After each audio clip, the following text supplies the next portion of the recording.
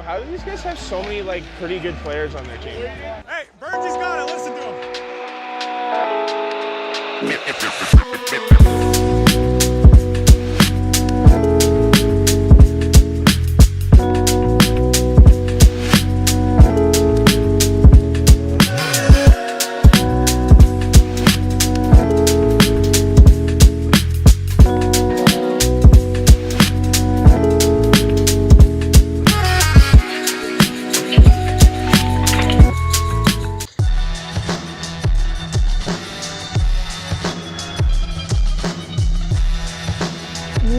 Welcome into the DNVR Avalanche post-game show, live from the Toyota Lounge, the Winners Lounge, powered by your Front Range Toyota dealerships and presented by Bet365. Avs win over the Buffalo Sabres 6-3. We got J-Mike and Rudo here. We're in the wagon. Officially, the Avs are a wagon. 5 straight wins. Feels good. It's more fun to win than lose, I always say. True. This is a fact of life, I think. Especially when you give C performance and you cruise to a 3-win goal. Cruise probably isn't the right term, but pull out a 3-goal win. Yeah, I think the Avs actually played pretty decently for stretches, but they definitely did sleepwalk through some parts of this game too. Both things can be true. I struggle with how much to weight the Avs sleepwalking versus Buffalo just not being that. I mean, they created some scoring chances. We talked about it on the watch along. Yep. A team with 20% more finishing ability maybe makes the Avs sweat a little bit more than Buffalo did in this one. But I mean, playing devil's advocate, you could go the other way and say they got 3 softy goals and probably shouldn't have really been in this one in the first place. So. Yeah. I think that is definitely part of it. And Buffalo has excuses tonight. They're on the back-to-back. Obviously did not get the goaltending they wanted out of the guy they started the game with. So, sure, they have plenty of reasons to write this off. But even for a game where you feel like there's some things to improve, and again, we'll get into that, the Avs never trailed in this game. At worst, it was tied. 3-3 was as close as this game got. And it ended 6-3. So, at every turn, the Avs did what they needed to do in this game, which isn't necessarily their A-plus game, isn't necessarily a game that you would love to see them play this style against a better team. But tonight, that was good enough. And I mean, you're not going to have your A game for 82 games this season. Exactly. It's the great benefit of depth and the immense amount of talent that they have on this roster is their nights they can just kind of out-talent you, make a couple of plays, and here we are. You only have to be better than those guys. Whoever you're playing on that night. You don't have to be the best. I don't have to be fast. I just got to be faster than you. Exactly. The Bears going to get the slow guy. 60-second rundown of this game. I feel like this one's going to be long, but let's do it. Avs are on the board first. Marty Necas with another first-minute goal. Pretty crazy how consistent the Avs are at finding that lately. And they followed up a bit later with a second goal. Artturi Lehkonen, the man to put that one in. It's 2-0 quick. The Avs do give one of those goals back to Bowen Byram. The ex-Av has to get his goal. And then Brock Nelson picks up at 1 to make it 3-1 for the Avs. It feels like the Avs are rolling. They then give another one back.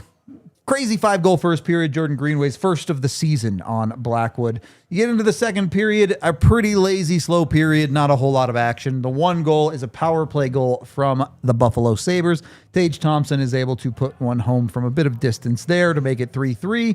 I lied. There's another goal in the second period. It was just that slow. Gavin Brindley puts in a goal. Beautiful shot from him for the Avs to make it 4-3. That's the game winner. Third period doesn't see a ton of action either until late where Marty Necas ices it and Gabe Landeskog gets the empty netter. Close enough.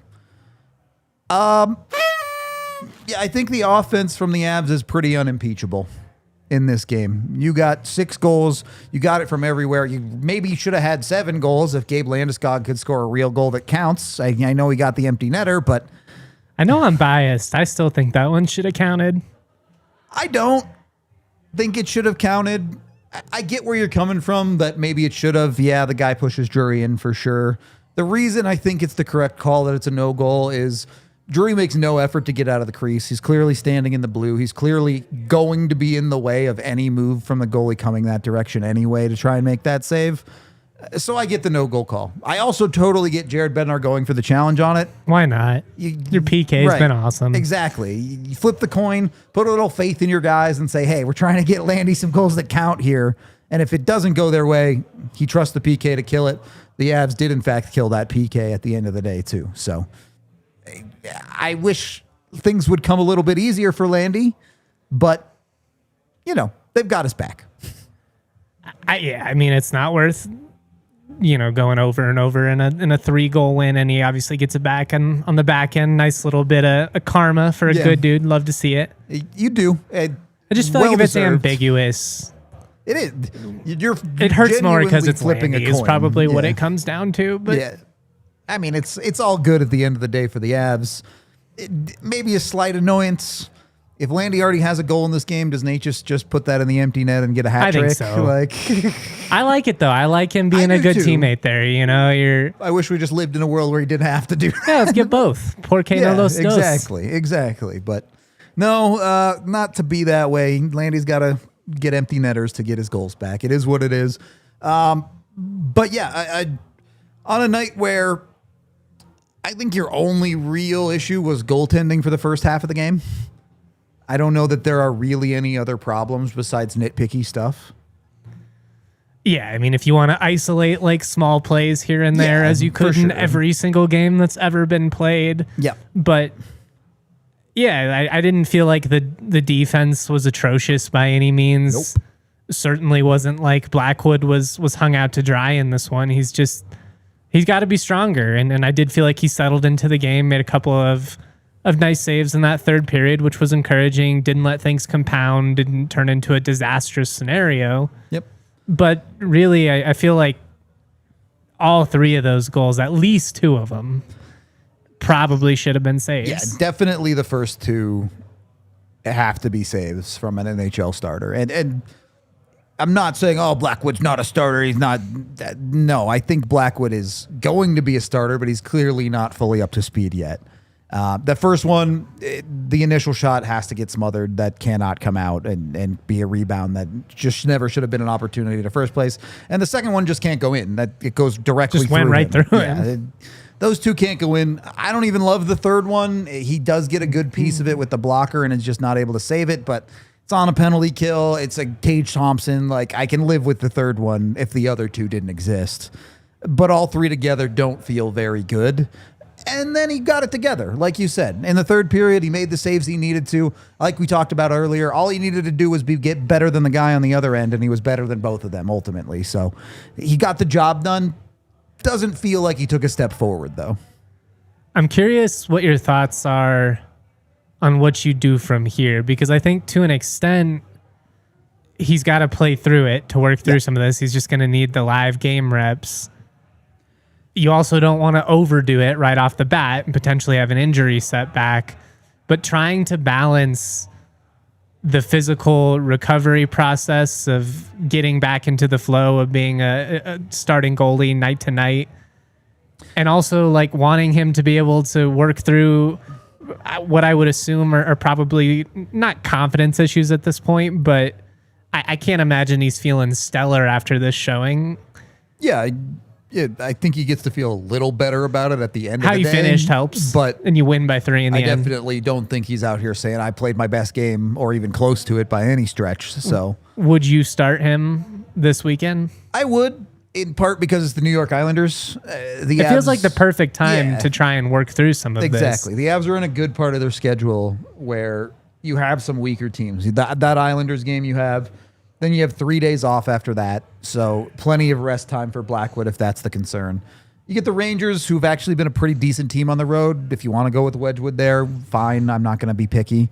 And then you have a back-to-back that next weekend of Nashville and Chicago. You're definitely playing in one of those games. Pick your poison there. I guess Chicago's been the better team. If you want to protect them, you can give them Nashville instead. I mean, ideally at some point, you're not thinking about it through that lens anymore of we're trying to protect our starting goaltender. But there is going to be some of that probably through the rest of the month, I would say. You should be there by Christmas. Should be in his zone by then. But the rest of November, for sure, you're probably picking your spots a little bit. But there are teams on the schedule that you shouldn't be overthinking it. Just give Blackwood the start. It's hard because we don't have a ton of material to go on with Blackwood. This is only his third game, which I think is enough hockey to say, hey, he probably shouldn't be rusty anymore. And I don't really think he's had a good performance to this point. His second game was probably his best one, and that's a game where he gave up 4 goals. Now, the volume against was heavy. It was a tough game against Vancouver, but compared to his first game, which was pretty rough around the edges against San Jose, they end up losing that one in overtime. Not really his fault, but the goals weren't great. And then you watch him give up 3 goals that you don't love tonight. I think it's fair to have a little concern there at the moment. You let him play a couple more games and find out, is this a real concern or was that just a bad game? And I think that's why you have to kind of take your medicine to some extent here and just, we're probably going to suffer some lumps in a couple of these matchups. Yep. So long as there are, signs and some level of consistency. I don't think you panic too much at this point. No, panic is at 0. Just disappointing that it was a bit of a rough game for him. And the Avs are in a spot where, again, at a certain point, your starter needs to be your starter. But if the Avs feel like, we have to win this game, you can play Wedgwood and feel fine about it. It's the great thing about having depth, right? And I mean, that's part of why you give him the extension to some degree. He's earned it. Absolutely. He's trustworthy enough to where, if we have to go with him for an extended period of time, as we have seen here, we can compete. He'll do all right. Yeah, you can. The Avs don't. The wagon rolls on. The wagon. When you're in a wagon, you don't need 960 goaltending. No longer wagon watch. No longer wagon adjacent. In the wagon. In the wagon. Let's go. The wagon is a rolling. Ooh. They got like those Hot Wheels wheels on this thing too. This wagon goes fast. Shiny, a little bit of traction. Yeah, let's go. Where I need my my Hot Wheels booster and watch them take off over the sunset. I don't know. But no, there's really, even for a boring game, right? There were large stretches of this game where there wasn't a lot of offense put up on the board. The Avs still had 32 scoring chances in the game, 13 high dangers. On the right side of both of those stories, Sabres only had 7 high danger chances at 5-on-5 in this game. It's not like the Avs were letting Blackwood get peppered back there or anything. They're playing quality hockey on both ends of the ice. A lot of that comes down to the possession game, which the Avs dominated, as they usually do. And you look at this from a point of the Avs are the best team in the league. And while they didn't play perfect hockey, while they did some things to make life harder on themselves, this ultimately feels like a pretty comfortable win against a bad team. Yeah, it's nitpicking outside of the soft goals that you allowed, and even that has a lot of context that has to be included. Right. Yeah, it's. I think that's something that gets overlooked in hockey a lot. There's always a lot of context. That's life. Right, and you have to draw a line somewhere between excuses and reality. Like, not everything can be like, oh, well, it was just a tough one. That's too bad. At some point, the results are the results. Right, but the results are great right now. So, yeah, you can live with imperfect hockey from a goaltender that's getting warmed back up. You can live with maybe some bad penalties that the Avs took in this game that you didn't love. Looking at you, Nathan McKinnon. Those things are fine because you're doing the right things everywhere else to get away with or make up for or whatever you want to call it in those regards. And frankly, the way the Avs are playing offense right now is just, you're going to score a lot of goals on anybody. They're unflappable too. The response from this team has been real. I mean, the fact that you have one regulation loss is a testament to that. Yep. But they don't let things spiral very often. And even when they do, they still seemingly find ways to climb out of it and at the very least drag a point out of it. Yeah, it's like at some point you would, like, obviously if you were coming back, having to have all these crazy Denver Broncos fourth quarter comebacks week after week, you're going to question the sustainability, but it's not that. Like it. Yeah, I think most of what the Avs are doing is sustainable. The one thing that I would question on process with the Avs is, and this is a pattern we've started to see a lot, the Avs are scoring first a lot, which is great. Love that they're putting in that early work in the first period to put themselves in the driver's seat. But they're also giving back a lot of that in the first period. Yeah, we haven't seen that. Like, you score, Necas scores 52 seconds in or whatever it is. I believe first player in franchise history to score a minute into 3 different games in the same season. Which is crazy. We're not even at Thanksgiving yet. But we haven't really seen a lot of games where they do that and then they get another, and then you look up at the end of the first and it's like a 3-4-0. Yeah. And the few times they've actually let the team come back into it. But the only one that didn't happen was Edmonton. Yeah. But it would be nice to see them really step on a team's throat at some point here. And this is absolutely like in my ivory tower, living the best life. We're potentially pulling a muscle with how much we're reaching enough. here. Yeah. Like this is the stretch of all stretches. For sure. But it is a fair point that you score 3 goals in the first period and you only lead by 1. You don't love to be in that spot. You would like to lead by 3. And they've been in that spot pretty frequently. Pretty consistently. Feels like they dominate the second or the third especially. But even with the early goals, the first period is still by far the Avs' worst period of the 3 this season. So I don't know that there's anything to really work on there. Again, a couple of soft goals. What do you really do to fix that? Just make the saves. But something to keep track of that has been a little bit of a pattern for the Avs. Something to keep an eye on. Something to keep an eye on with the holiday season coming up. The incredible deals at Dick's Sporting Goods. Stop by your local Dick's Sporting Goods for the hottest apparel and footwear from top brands like Nike, Adidas Originals, Hoka, DNVR, and more. Plus, score the latest equipment for baseball, football, soccer, basketball, golf, hockey, you name it, they've got it. Grab your tailgating essentials. If you find a lower price, Dick's will match it with their best price guarantee. Get your gear fast with free curbside pickup at your nearest store or easy shipping from Dicks.com. Because every season starts at Dick's. Yes, sir.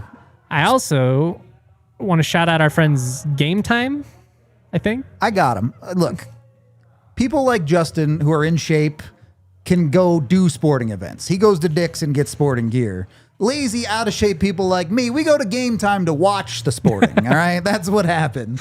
You can get with Game Time today and use code DNVR when you download their app to get $20 off your first purchase with them. Of course, terms apply, but they guarantee you the best price on tickets. If you find tickets cheaper somewhere else, Game Time will reimburse your account 110% of the ticket price. You can save money, whether it's their last-minute ticket deals, their section selector, or just search for the tickets you want. And the Game Time Picks feature will filter out all of the junk and only show you the best tickets for the best prices. They also show you the all-in price. All of the fees are included. You can know your total for your tickets up front with no surprises at checkout. So take the guesswork out of buying tickets with Game Time. Download the Game Time app, create an account, and use that DNVR code for $20 off your first purchase. Again, download the app today, $20 off with code DNVR. Tap, ticket, go. Download the Game Time app today.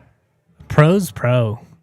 My internet froze up on me and I couldn't scroll down anymore. It's happened to me a couple times. Like, yeah, all right, here we go. Yeah. It's like, I'm pretty sure I remember the order. Second period of the DNVR Avalanche podcast. We have the 3 stars ready to go. Had a little bit of fun with the 3rd star of the game. I took the entire Avalanche defense. On a night where you gave up 3 goals, every single Avalanche defender picked up 1 assist across the board. That'll do, donkey. All 6 of them with a 1 point. They all finished plus on the night. I know plus minus is not all that interesting of a stat, but you gave up 3 goals tonight and all your defensemen ended up plus. Your whole decor is doing something right. I have another stat on them that we'll get to in a little bit, but let's continue on with our 3 stars here. Star number 2, and I think the man that is the talk of the Avsosphere right now, Gavin Brindley. Goal and an assist tonight, including the game winner. The guy can go. He can go. Absolutely can go. I'm just mad at myself because we were talking about it before the game. Like, what would Gavin Brindley be to pick up a point? They didn't offer it. Plus 450 score a goal. I saw somebody in the chat saying they made some good cash, some nice money on it. Good way to go. Good eye. Look, unreal good from Gavin Brindley, getting shifts with the second line, jumping up in the lineup and helping fill in for Val Nichushkin. Deserves all the credit in the world. It's so easy to forget. When guys play this good, that was Gavin Brindley's 18th ever NHL game. He does not look like a rookie out there. He looks like a guy who's done this a million times. His confidence, and you can see he trusts his reads. Yep. there's no hesitancy. He's not afraid to jump up into the play. Tonight, obviously, he rips home just a gorgeous goal, a sniper, and they needed it too. A nice Couldn't response shoot it any goal. better, for sure. But to see him consistently rise to the occasion, I think has been so exciting because, as you mentioned, he's played in 18 games. Yep. In theory, you're asking a lot. We can only go up from here, right? Like you hope. I mean, look, I said I think he's more of a middle six guy. Jared Bednar's called him a top six guy. Tonight, he looked more like a top six guy than a middle six guy. That's why they pay him the big bucks, so he can look sharp in those all black suits. Cost more than my car, probably. I do think it's worth noting, and I'm not trying to be a Debbie Downer here. I just don't want to oversell the situation. Boo. Oh, go ahead. Brindley did pick up 2 points tonight, earned even more opportunity. When you actually look at the time on ice, for that second line, Brock Nelson played 17-10. A good amount of that is he also PKs. The Avs had a handful of PKs in this game.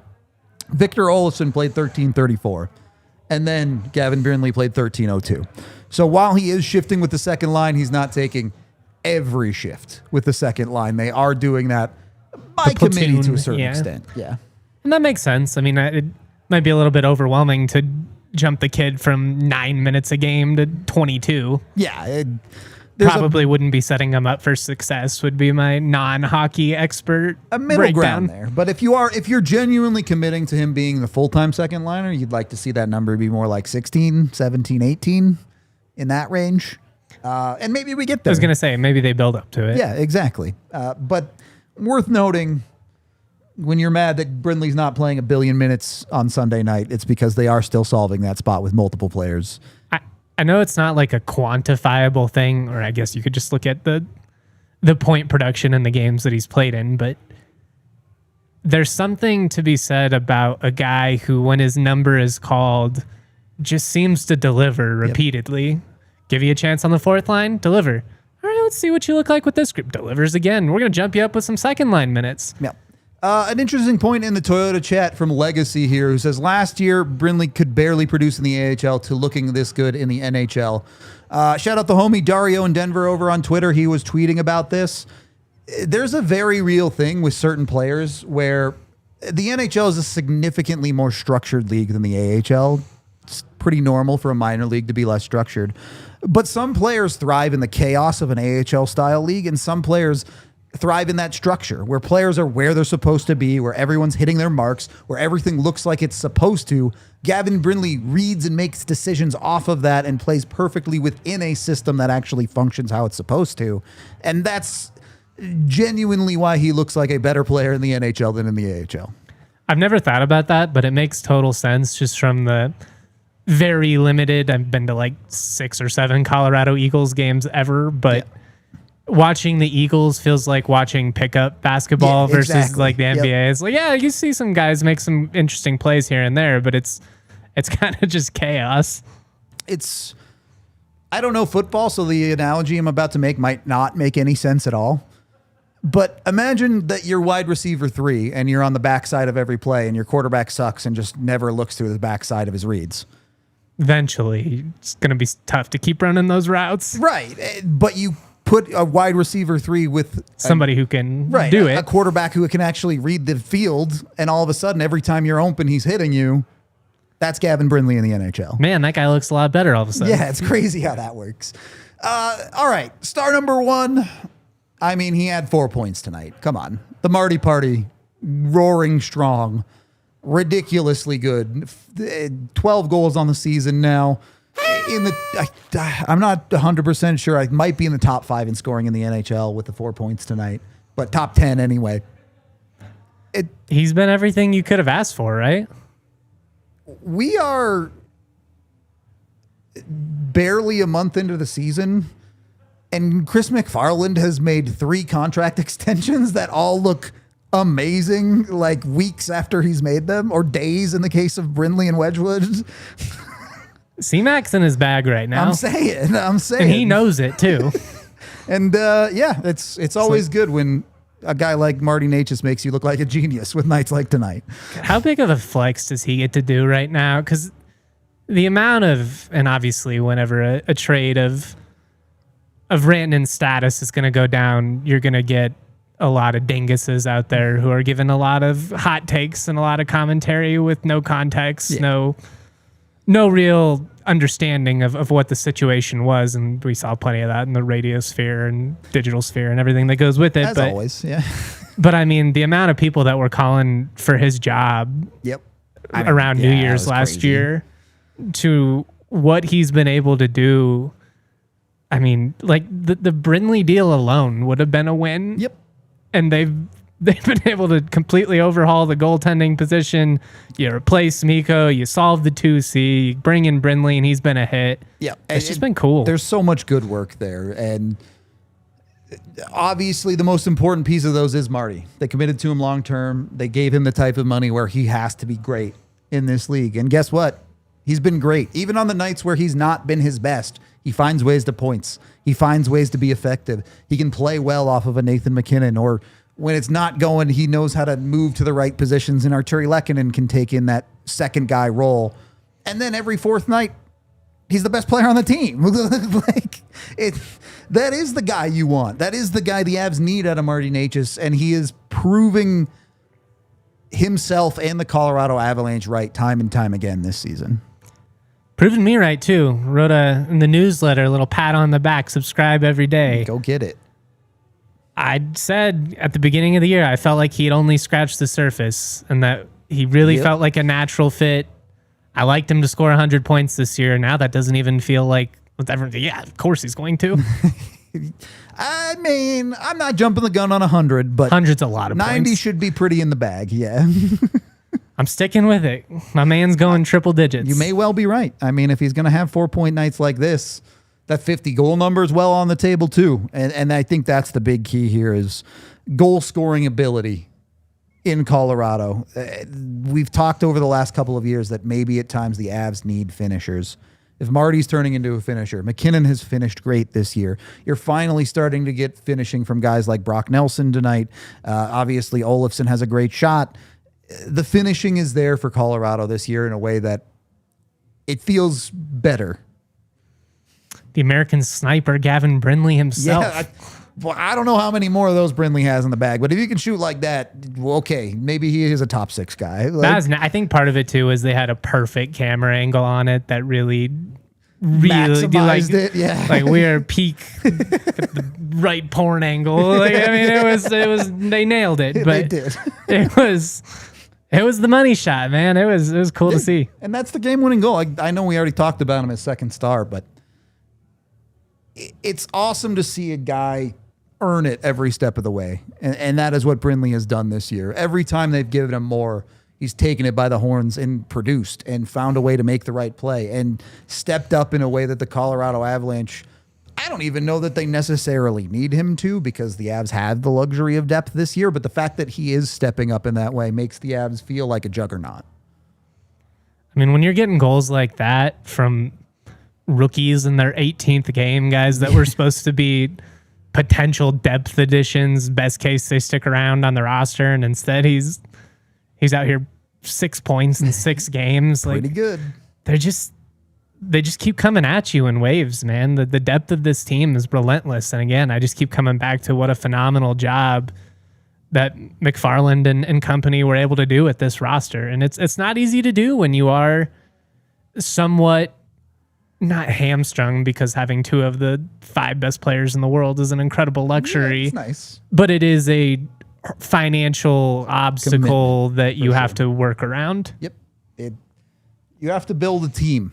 You can't look build at 3 Edmonton, players. right? Yep. Exactly.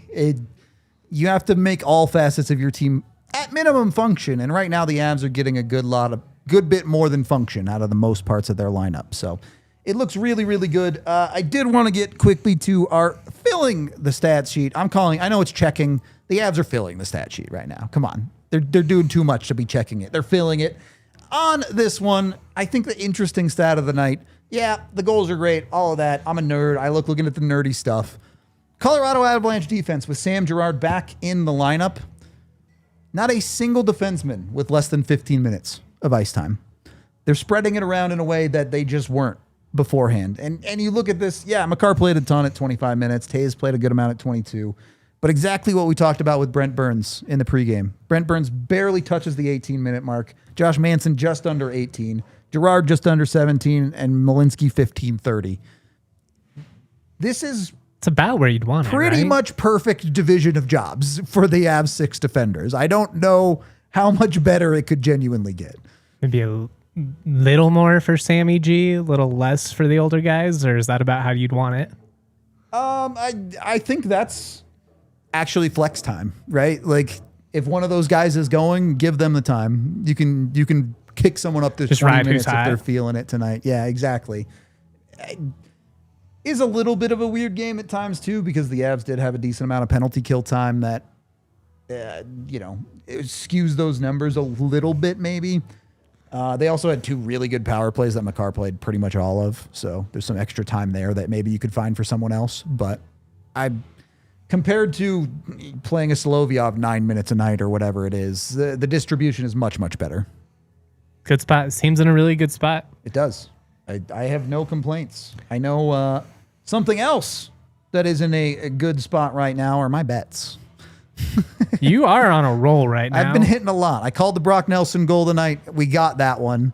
Did not get the shutout, unfortunately. Can't hit them all, but Tough to get a shutout when you give up 3 softies. yeah, not. I've heard that math doesn't add up. Not quite the best math. But when you hit a goal scorer like Brock Nelson at plus 250, you're up money. It's easy.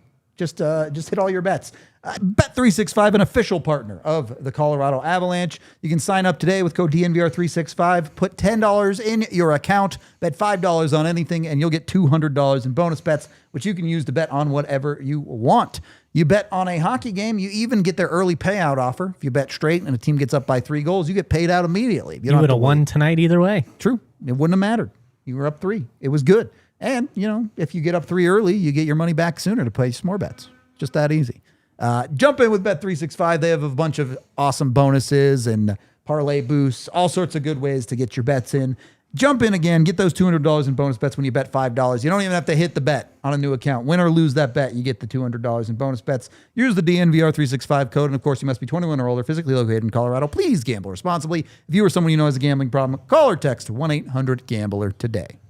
And Rudo said, hit your bets. And it was good. The prophecy foretold. Let me shout out our longtime friends at Toyota. Trucks have always been a part of Toyota's DNA. For generations, Toyota's built durable legends destined for greatness and perfect for Colorado. Whether you are trying to conquer the off-road trails, if you're an adventurous soul trying to hit the slopes, maybe go on a road trip, something like that, Toyota has something that's perfect for you. Or if you're a boring guy like me and you're just looking for something smooth to keep it going and get good gas mileage in the city, Toyota's got you covered there. They've got 17 models with available all-wheel drive or four-wheel drive. Pretty much need that in Colorado. They've got more low and zero-emission vehicles combined than any other automaker. 16 different hybrid vehicles to choose from, like the Tundra iForce Max hybrid truck. Toyota SUVs take men on the road and on the trail so you can explore the road less traveled without sacrificing smooth city rides and SUVs like the RAV4 and Grand Highlander. Visit your Front Range Toyota stores at a location near you. AutoNation Toyota Arapahoe and Centennial, Corwin Toyota in Boulder, Groove Toyota in Littleton, Mountain States Toyota in Denver, Stevenson Toyota East in Aurora, Stevenson Toyota West in Lakewood. Shout out Toyota, the official vehicle of DNVR. Let's go places. Boom. Boom. Third period of the DNVR Avalanche podcast. Let's get to the courtesy call. Bailey, get in the wagon. The Avs are officially a wagon, and you're in this one. Thank you for joining us. Fun game or game that looked a little sleepy at times? I don't know if I would call especially the first half of this game sleepy by any means. Not that first period, for just sure. Not that first period at all. And, I feel like I'm so used to Buffalo games that are way out of control, and that's what this first period felt like to me. And in like, not a horrible way, but not a great way either, I guess. Just seems like goals were coming from everywhere. And like, I want to give my props to the second line, a second line that's been, Yes. with some of the underlying numbers has already looked okay, but getting on the board tonight, seeing Gavin Brindley gel as well as he has, seeing Brock Nelson contribute yet again, it was that was, I think, it was my favorite part of the game to watch. I loved the way this team started gelling. They had some really dangerous chances, I think, through the entire 60. It was a really fun game to watch. An absolute blast. And to your second line shout out, as a line, second line was your best possession line in this game. Nelson and Brindley over 60%, Corsi 4, and Ross Colton right there at 60% as well. The Avs middle six is like right on the brink of becoming an unstoppable weapon for the Colorado Avalanche, it feels like, between the quality of play you get from your third line every night and this second line starting to turn it on. Obviously, missing Nichushkin, but if you get that play out of Colton and Nelson like you saw today, I don't know how you defend. Seeing what they did today, we've talked consistently about chemistry and guys, trying to find different ways to gel. And yes, again, while underlying numbers have looked really good for the second line, being able to see that produce in the way that it did tonight just makes me feel so much better about what is in store for a line like this. I'm really upset because, Nichushkin has been performing well, but to see them get rewarded right off the bat with a, somewhat new configuration, it makes me really excited for what is down the road. Seeing Colton, we don't see that very often. Colton making those little smart plays in space, having that kind of vision to find Nelson going up the middle. I thought that was really smart from Ross Colton. And if that's what he's holding in his bag of tricks, color me intrigued. Yeah, I didn't even think it was intentional at first watching it live, and then you see it slowed down. The touch to be able to deliver that on the goal was... It's such a good reactionary, smart play from Ross Colton. Something that I think we don't always see just because of Colton's role in other areas, but it's a really underrated part of his game, being able to move in space, in limited space, the way that he does. It was really intriguing to see here tonight. Are you worried about Mackenzie Blackwood's performance tonight? I mean, we've talked a lot about it. Obviously, there's probably going to be some lumps you have to suffer as he gets back into a habit here. But man, those were some softies that he let through tonight. Yeah, it's something you worry about for sure, a little bit at least. But there's also something to remember in saying, while he does, like he said in his presser tonight, he feels 100%. He feels like his body physically, mentally is exactly where it needs to be. He just needs the minutes to get there. And I think that's all that he's missing. I would have been completely shocked if it had been a situation where he comes in and blows everybody's minds. This is a goaltender with a little bit of rust who's coming off of, maybe a more difficult summer than he planned for. And I'm kind of on the side of give it time. Like that, I think he's exactly right. Getting those minutes is going to help him. The only thing that worries me, though, is something that Bednar did say in the post-game presser, and saying he's not afraid to play the hot goalie right now. And that goalie is not Mackenzie Blackwood. Right now, that goaltender is Scott Wedgwood, and right now he's earning it. And he's going to play. He mentioned today that he is going to play the rested goalie in Sunday's game, which happens to be Wedgwood. And that's just kind of how it's going to roll, or at least that's what it sounded like to me. It sounds like he's playing the rested goaltender. He's going to play the goaltender that's giving him the best chance to win. And right now, with seeing some wishy-washy play from Mackenzie Blackwood, I think there's still some strides to be taken to get exactly where he wants to be in his game. And while he's taking those strides, there is no harm in playing a hot goaltender like Scott Wedgwood. You're working through some stuff with Blackwood. You get, honestly, A1 play for most of the night at 5-on-5.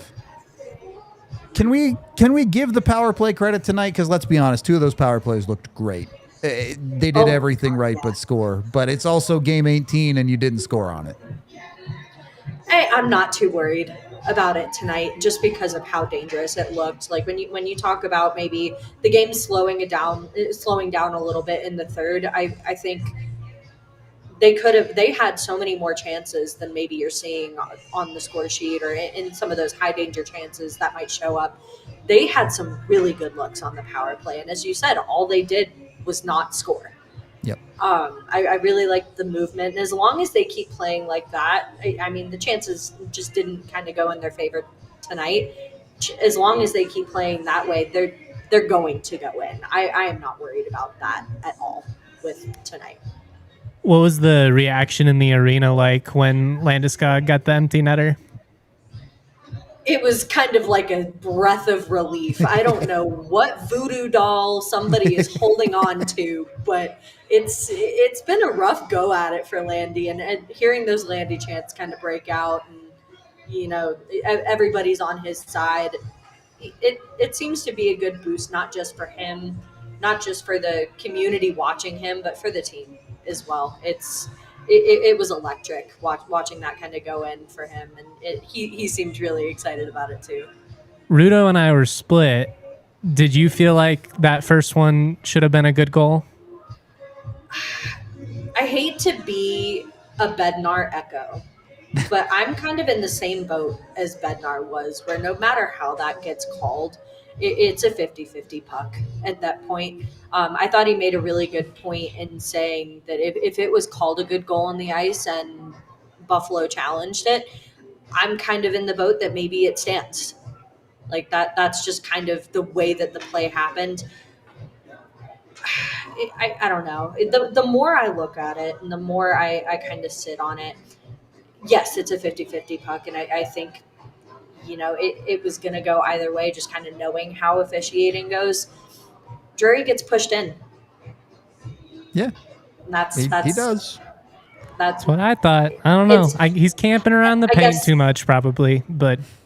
And that's where I think maybe the decision from the refs came from, is how much time is there to reset? How much ability does Drury have to kind of push back and exit the crease and get out of Lehkonen's way? And that's where a lot of those intricacies come into play. And again, 50-50 call, unfortunately. Yeah, flip a coin for every goalie interference in the league. That's the way it goes. Is there a definition at this point? No. Do we have that update in the rule? You hold a cigarette up, actually, and depending on which way the smoke is going, that's how we call it. Perfect for past Toronto. A coin flip. Okay. Let the dart decide. I see. Be hilarious. Last one for me. Sam Girard back in the lineup tonight. Picks up an assist. Probably should have had a goal that he rings off the post on the yawning cage. What'd you think of him tonight? I thought for his first game back, he looked really good. I thought he was moving well. Again, like you said, had some really good looks, got involved in plays, did exactly what we expect him to do as a puck-moving defenseman. I don't have many complaints, given that it is his first game back. I really liked what I saw from him tonight so far being back. Agreed. Final thoughts? No, this was a fun game. This was a game that the Avalanche should have won, and they did, against a tired Buffalo team. I'm excited for them from what I saw on the schedule, it looks like they're going to get a rest day tomorrow, get back to practice on Saturday, and then get another crack at it on Sunday. I don't know that there's anything bad to say about this team right now. Bailey, thank you for joining us. This was the courtesy call. We appreciate it. I think we have some winner shots on deck that we make Bailey jealous again with, but have fun with those guys. I might do my own when I get home. There we go. Now we're talking. I will see you tomorrow for our off day show, yes. So don't drink too much. Absolutely. I'm getting some good sleep tonight, guys. I promise. Have a great night. You too. Yeah. Avs are really good. That really is the takeaway from this game for me. Maybe they did play their B- game or whatever you want to call it, and it's still a pretty easy win. Yeah, I mean, I think it was based on their standard, which is an important, again, coming back to context. Based on their standard, it's probably a C. It's the bare minimum, but the bare minimum for the Colorado Avalanche is a whole lot better than what most teams winning can by throw. 3, apparently. Yeah, I mean, it's all relative, but no, Bailey's right. That's a tired Buffalo team. That's a team that anything less than a win tonight would have been pretty disappointing. But once you win, a win is a win. Winner's a win. Dr. Dubs, baby. Dr. Dubs. Cheers. Chat, thank you so much for 100 y'all. likes. We appreciate it. Take your medicine.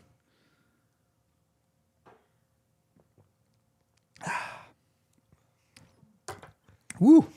That was a full one. Yeah, they really loaded those ones up. I wanted to get back to this too, though. We talked about the second line, which was great tonight. I don't think it's a coincidence that Val Nichushkin gets hurt and Brock Nelson and Ross Colton are the ones to step up on that line. The Brindley thing, a little bit of serendipity. Things happen in a certain way and it works out great. But getting one of the better games we've seen from Colton and Nelson means the Avs understand the score here. They know what they're after. And a guy going down means his line mates need to pick up the slack and get the job done, and they did. It's one of the benefits of having veterans like that to lean on. Yep. That is A1 Brock Nelson, what he should be for this hockey team. And great to see him finish. I did think he was shooting the puck a bit more, although this is, I think, true of multiple Avs. Nathan McKinnon was shooting the puck a ton tonight. I do think it's starting to get through to Colorado that they're at their best when they're a shooting hockey team. You don't have to be that cute all the time. Yep. Every now and then you're going to get the perfect sequence of passes that sets up the awesomely executed highlight goal. Most goals are gritty, grinded out, exactly. Right place at the right time, right bounce in the right place. Yep. Put the puck on net. Good things happen. Everyone likes to make hockey complicated. Look, I'm an advanced stats believer. I love my numbers and getting into all that. Sometimes just go win puck battles, man. It's not that hard. It's the beauty of sports, though, right? Yeah. It's as intricate as you want to make it out to be. Exactly. Like at its core, I'm trying to score. You're trying to stop me. Let's see what happens. Yeah. And the answer tonight was no one could stop the Avs when they wanted to score. So 6 is a good number. I guess it's 5 with a real goalie in net, although one goalie got pulled after two goals against. So not the best goaltending from Buffalo. Fair to say that it goes both ways on that front. Look, Colorado is in a pretty great spot. When you look at tonight's usage, even the fourth line that we're so used to seeing get limited minutes, get their time cut. And this game was close, was a 1-goal game for a decent portion of it. Obviously, the Avs led early and led late by a good number. But Taylor McCarr ended up 7 minutes tonight. Zakhar Bardakov ended up almost 9 minutes tonight. There is a little bit more usage getting activated there.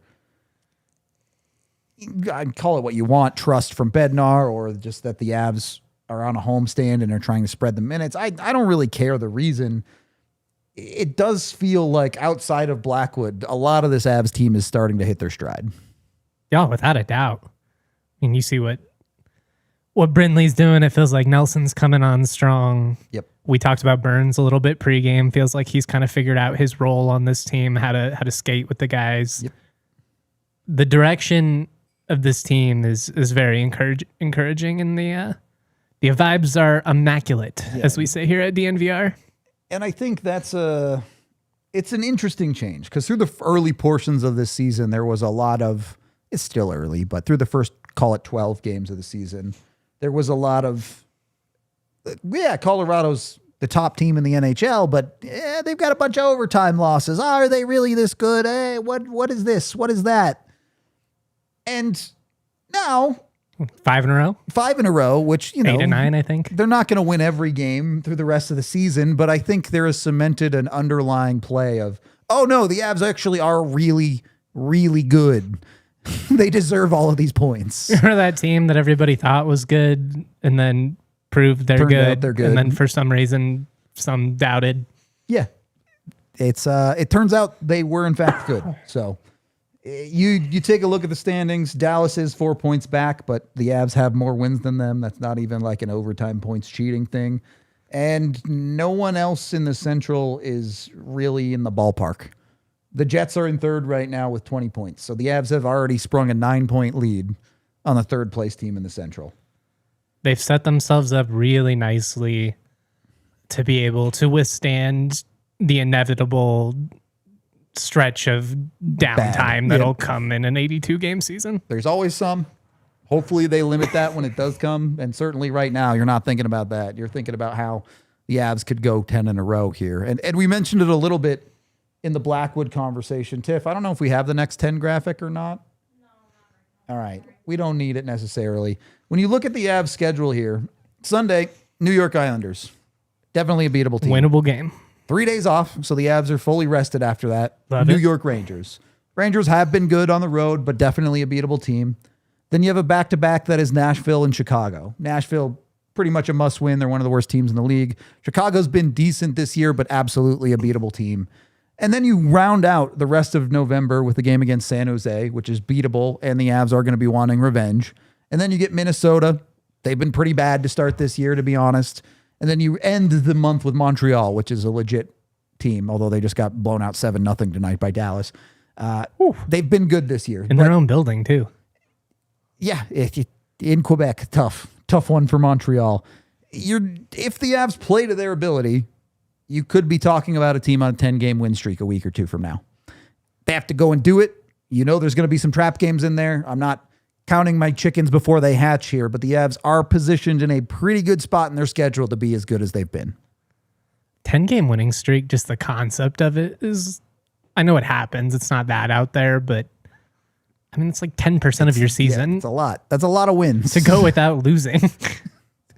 Yeah. I don't think the Avs had, I think they had like an 8 or 9 game stretch. They were like 8-1 Something like that or 9 last and year, 1, yeah. but they didn't have a 10 gamer last year. They've had a few over the years, but it's fun to watch. Everything about Colorado hockey is just fun to watch right now. And I think part of the reason that it is sustainable is that we aren't sitting here watching the Avs get away with a whole lot. Feels like the mistakes come back to haunt them a lot. Exactly. It feels like their mistakes get punished fairly, if not more than fairly, and they still overcome those obstacles. They still, forget overcoming them. Again, you got pretty poor goaltending tonight, and you were never down in this hockey game. You did not have to come back. And won by 3. And won by 3. That's what feels routine for Colorado is not routine for most teams. Most teams have to deal with being down a goal in most games. Most teams have to deal with probably not scoring first all that often. You're not going to be a juggernaut at 5-on-5, and maybe you have to survive on the power play for some nights. With the Avs have pretty much, I guess, the New Jersey game. Yeah. Like, are they really surviving on that, or are they scoring from everywhere? But the Avs are just being the best team on the ice pretty much every single night since that Boston game. Honestly, you could even argue they were the best team in that Boston game. And they're not perfect, but they are trending better almost every single night. I think the consistency from this squad is definitely the most encouraging element of it all. They're not power play merchants, as you know the kids love to say online. Shout out Nick Rossetti, our guy. Yeah, he does. Use He the loves PP that one. merchant. Yeah.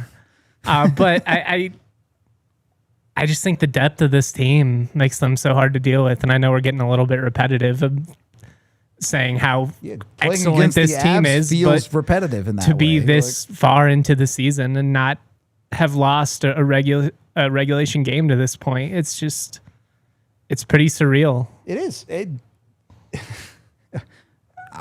You can't. I've had to remind myself of that a couple of times. Yeah. And I'm a big, I'm well-rounded in my sports fandom. I write about basketball and football a lot. I'm obviously very ingrained in the Avs side of things now, but with what we're getting right now as Denver sports fans, the Broncos probably playing a little bit above their heads. That's whatever. But I mean, Nathan McKinnon and Cale Makar on a nightly basis. You got Jokic obviously on the Nuggets side of things.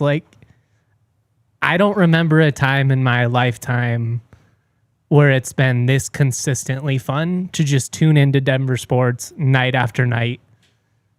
Genuinely. And be treated it's all must-watch genuine. TV, yeah. I couldn't ask for a whole lot more than what I'm getting right now in this experience.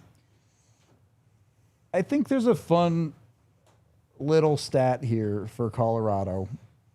And this is cheating a little bit because, a 9-goal game is included in the last 4 games. So there's a lot of points picked up there. But outside of Makar, who was just called up tonight because of the Nichushkin injury, every single Colorado Avalanche player has a point in the last 4 games. At least 1 point. Every single one? Every single one. That's wild. That is the entire team scoring and producing for you. That doesn't happen very often. That's not how it's supposed to work. That's how you want it to work. And then you cap that off within this 4-game stretch. Nathan MacKinnon has 13 points. Where's the problem? Every part of the Avs is doing exactly what you want it to, outside of maybe the goaltending. And the goaltending won you the game at the end of the day, so they're doing their job too. I mean, I guess if we're going back to stretching, yeah, you'd like the power play to score with more consistency, but the process was solid tonight. Yeah, I this is the best the Avs power play has probably looked in 2 weeks, including Probably since the that ones New they Jersey scored game. on. Yeah, like the power play probably deserved a goal tonight, and they didn't get it, and it didn't matter because they were just that good at 5-on-5. They even lost the special teams battle, which the Avs have not done a lot of this year. They usually at least go even on special teams. There are some, look, if I'm being 100% honest, all of the Avs' good play is probably covering up some issues that they do still need to fix that we're glossing over to some extent, because you get the benefit of the doubt when you're winning and playing like the Avs are right now. But at the same time, I don't think there are really any glaring issues at this point. Not even the power play, which has scored a couple times and again looked really good tonight. Do you want it to be better? Yes. But is it like game-breakingly bad? No. We're at the stage where you've got to do the advanced zoom. Yeah, you're 5 or 6 enhancing times a lot to get that license really plate number. No, there. This is actually bad. Yeah, like it's again, I was joking earlier, but you're borderline pulling a hammy, trying to stretch for things to complain about with this team. And it's an easy team. You're not going to get away with some stuff against better teams, but okay.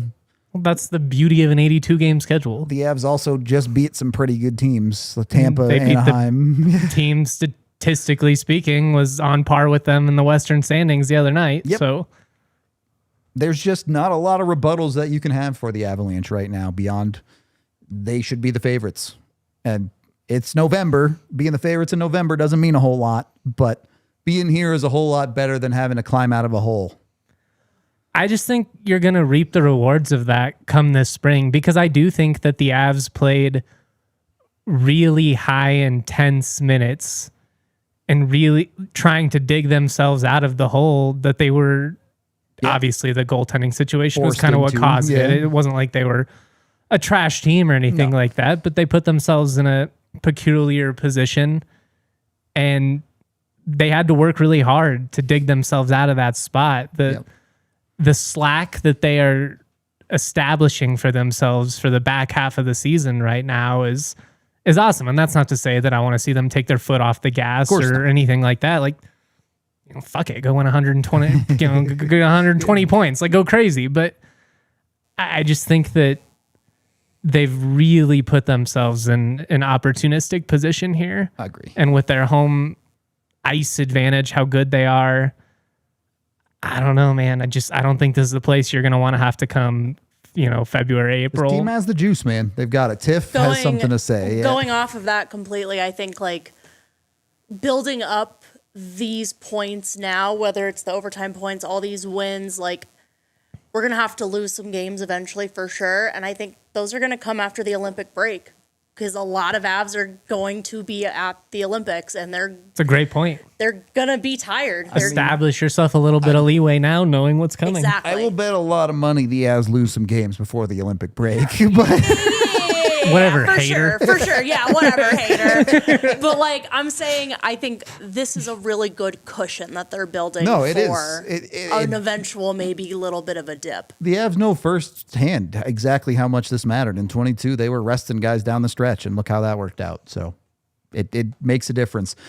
We do have one super chat to get to here, and then I think we're about done. $2 from the Schick, who says, "Cheers, LFG." Appreciate you, Schick. Appreciate all of you in chat. A bunch of you out here. This one isn't quite as late as our normal post-game show, an actual normal 7 o'clock start. So, maybe you What can is stand this? for it. I know. I'm going to get home before tomorrow?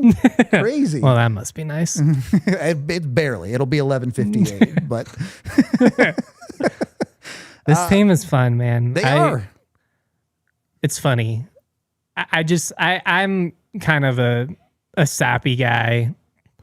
If you do actually read the newsletter, that's one thing I'm big on is staying in the moment, being able to appreciate what you are witnessing. And most certainly the standard is very high here. The expectations for this franchise, for this team this season, it's about as high as you could have.